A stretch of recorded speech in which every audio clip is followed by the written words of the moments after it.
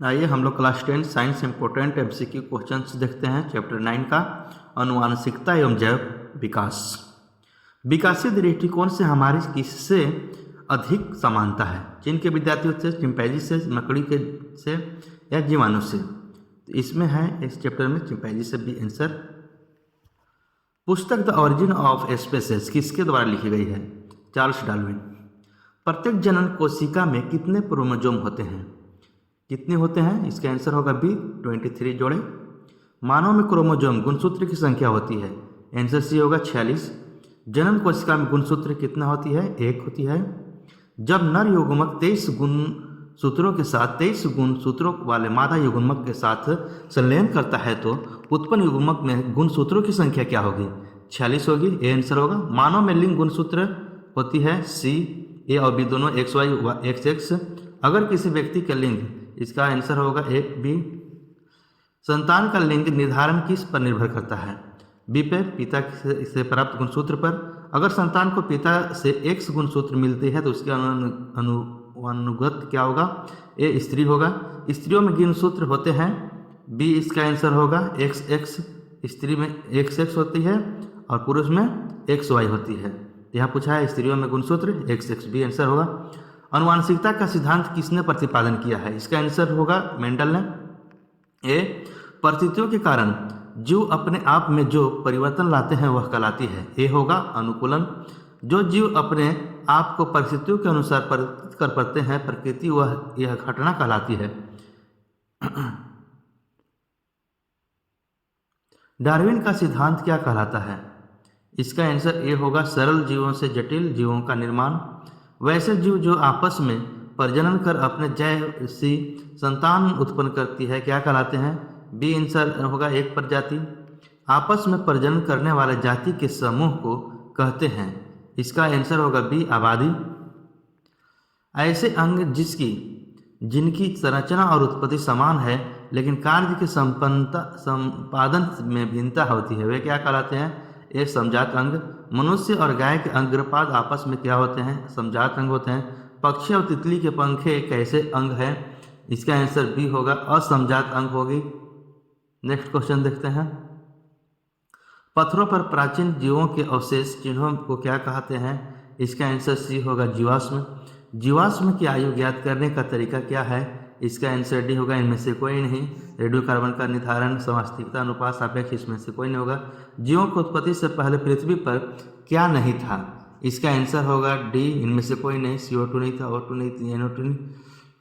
मनुष्य और चिंपैंजी में क्या समानता है? इसका आंसर होगा सी, दोनों के पूर्वज समान थे। मानव का उद्भव कहाँ से हुआ? इसका आंसर होगा सी, अफ्रीका से। संसार मानव की कितनी प्रजातियां हैं? संसार में मानव की कितनी प्रजातियां हैं? इसका आंसर होगा ए, एक प्रजाति है। Next questions. जीवों के जटिल अंगों की उत्पत्ति कैसे हुई? इसका आंसर होगा सी, क्रमिक विकास से। कौन सा अति प्राचीन प्राणी वर्तमान के विषम पर्यावरण वाले स्थानों में आज भी जीवित हैं? इसका आंसर होगा सी, जीवाणु। जीवन की उत्पत्ति किससे हुई है? इसका आंसर होगा ए, अजैव पदार्थों से हुई है। Next questions. मेंडल का प्रथम नियम क्या है?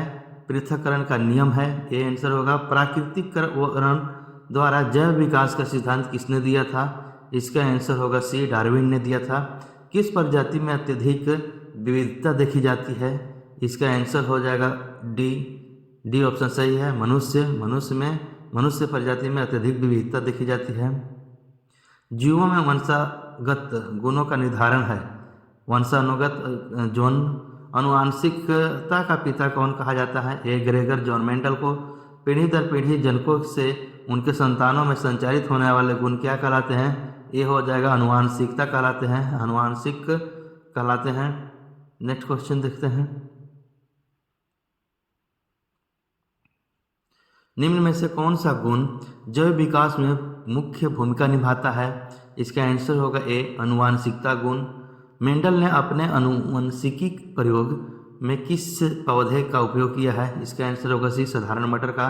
विभिन्नता का मुख्य कारण क्या है? इसका आंसर होगा बी, ऑप्शन सही है, अर्धसूत्री विभाजन।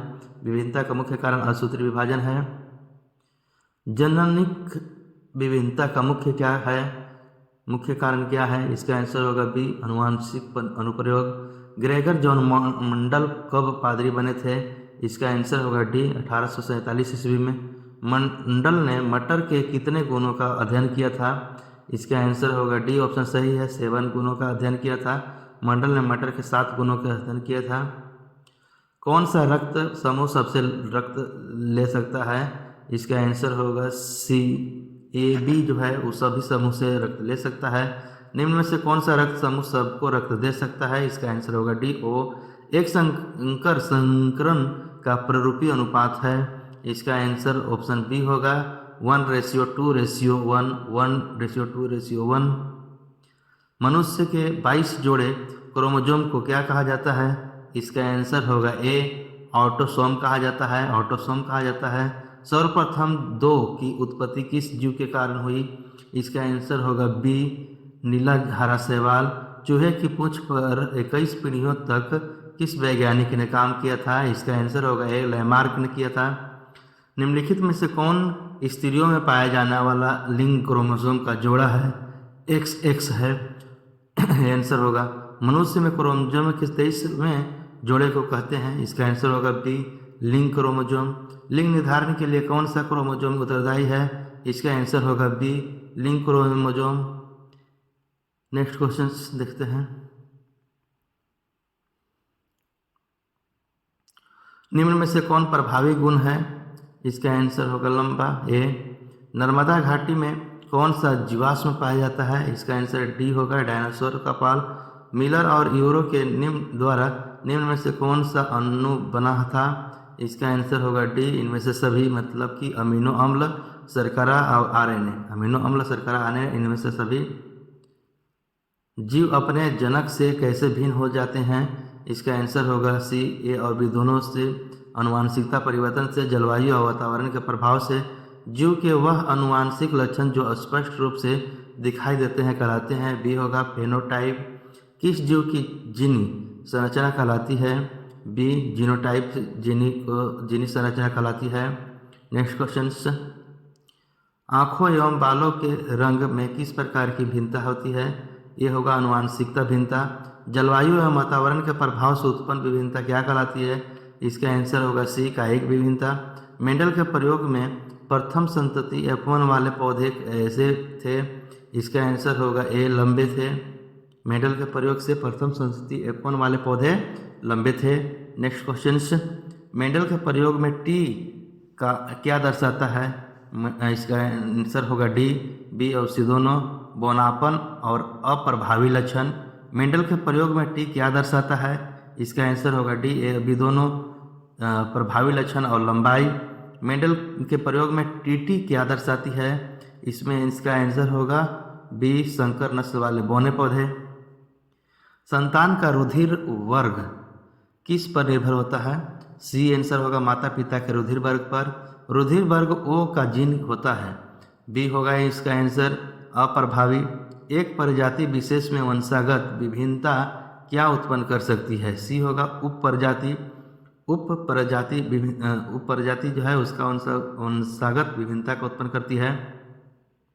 समजात अंगों का पाया जाना क्या कहलाता है? इसका आंसर होगा ए, कुछ प्रजातियों का विकास एक भी पूर्वज से हुआ है। जंगली गोभी में किस सब्जी का विकास हुआ है? डी होगा इनमें से सभी, फूलगोभी, ब्रोकली, पत्ता गोभी। मनुष्य का सबसे करीबी संबंधी कौन सा है? इसका आंसर हो जाएगा सी, चिंपैंजी। चिंपैंजी मनुष्य की सबसे करीबी संबंधी है। जीवों में अनुवांशिक विभिन्नता विभिन्न उत्पन्न होती है। इसका आंसर होगा डी, इनमें से सभी। DNA के कारण, परिवर्तन के कारण, अनुवांशिक अनुप्रयोग के कारण। निम्नलिखित में से किस प्रकार के जनन से उत्पन्न संतानों में विभिन्नता स्पष्ट रूप से दृष्टिगोचर है? इसका आंसर होगा बी, लैंगिक जनन। अनुवांशिक जीव विज्ञान की वह शाखा है जिसके अंतर्गत अध्ययन किया जाता है अनुवांशिकता एवं भिन्नता का। लिंग का निर्धारण हो जाता है निषेचन के समय। वह प्रक्रम जिसके द्वारा नए जीव उत्पन्न होते हैं कहलाते हैं। ये आंसर होगा जनन। जिन व्यवस्थित होते हैं केंद्रक में। नेक्स्ट क्वेश्चन देखते हैं।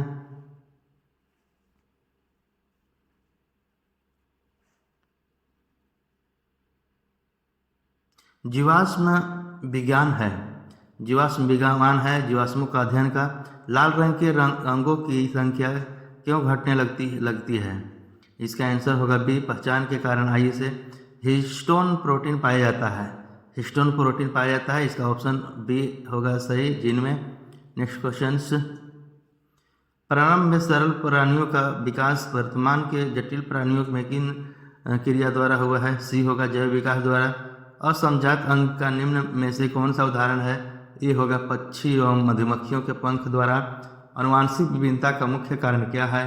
डीएनए का नाइट्रोजनी क्षारकों के अनुक्रम में परिवर्तन के द्वारा।